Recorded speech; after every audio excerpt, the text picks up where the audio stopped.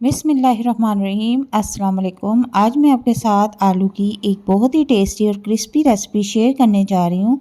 3 अदद आलू ले लेंगे, उनको छील कर इस तरह से लंबाई में स्लाइसिस में कटिंग कर लेंगे। ठीक है, कटिंग करने का तरीका आप एक बार देख लें और इसी तरीके से आपने तीनों आलू को कटिंग कर लेना है। ठीक है, लंबाई में इस तरह से हम कटिंग करेंगे और साइज़ इनका बिल्कुल एक जैसा रखना है, ना ज़्यादा मोटे और ना ज़्यादा पतले होने चाहिए।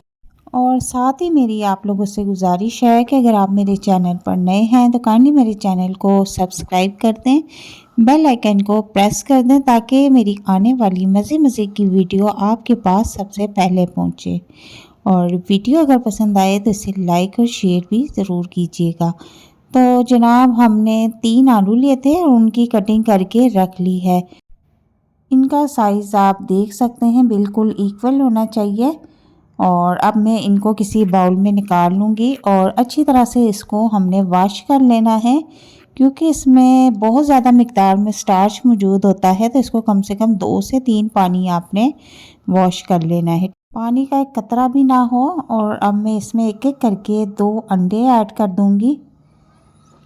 2 अंडे ऐड करने के बाद हाफ़ टी स्पून इसमें दड़ा मिर्च ऐड करेंगे। नमक हम टेस्ट के मुताबिक इसमें ऐड करेंगे। हाफ़ टी स्पून इसमें सुर्ख पिसी हुई मिर्च ऐड करेंगे और हाफ़ टी स्पून इसमें हम काली मिर्च ऐड करेंगे। 3 किस्म की मिर्चों का हमने इस्तेमाल किया है, इस वजह से हमने इसके बैलेंस का ख्याल भी रखना है। अब हम इसको किसी बड़े बर्तन में निकाल लेंगे और अच्छी तरह से मिक्स कर लेंगे। ठीक है, आप यहाँ पर इसकी कंसिस्टेंसी देख सकती हैं कि ये बिल्कुल ठीक तरह से मिक्स हो चुका है। और अब इसके बाद अगली चीज़ इसमें हम ऐड करेंगे वो है कॉर्नफ्लोर। अगर आपके पास कॉर्नफ्लोर नहीं है तो आप मैदा भी यूज़ कर सकती हैं, लेकिन उससे पहले मैं यहाँ पर 2 चम्मच चावल का जो आटा होता है वो भी इसमें ऐड कर दूँगी। उससे क्या होगा कि हमारे जो फ्राइज़ हैं वो थोड़े से क्रिस्पी बनके रेडी होंगे। अब मैं यहाँ पर 1.5 कप कॉर्नफ्लोर ऐड कर दूँगी। ठीक है, और इनको अब हमने अच्छी तरह से मिक्स कर लेना है। मिक्सिंग आपने इसकी बहुत अच्छे तरीके से करनी है कि कोई भी गुठली ना कहीं भी रह जाए।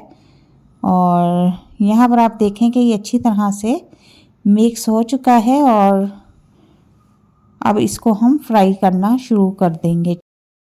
कंसिस्टेंसी इसकी आप देख लें, बिल्कुल ऐसी होनी चाहिए, तभी इसकी कोटिंग भी अच्छी होगी। ठीक है, और यहाँ पर अब हम इसको रख देंगे और ऑयल गरम कर लेंगे। कुकिंग ऑयल हमने अच्छी तरह से गरम कर लिया है, एक पीस मैंने इसमें ऐड करके देखा है तो कुकिंग ऑयल अच्छी तरह से गरम हो चुका है। हम बाकी के भी फ्राइज़ इसमें ऐड कर देंगे।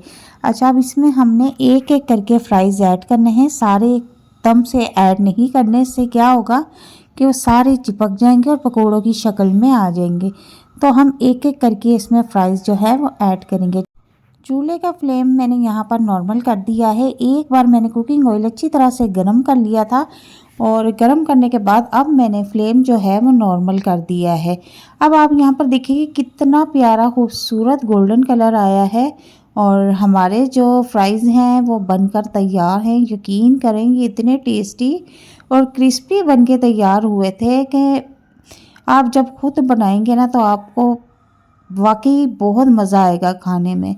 और इस रेसिपी को बनाने के बाद आपने मुझे फ़ीडबैक ज़रूर देना है कि आपको ये रेसिपी कैसी लगी। मैंने इसको बहुत ही आसान तरीके से बनाकर आपके साथ शेयर किया है। जो लोग समझते हैं कि फ़्रेंच फ्राइज़ बनाना बहुत मुश्किल है तो वो जब ये वीडियो देखेंगे तो वो रोज़ाना घर पर बनाने पर मजबूर हो जाएंगे।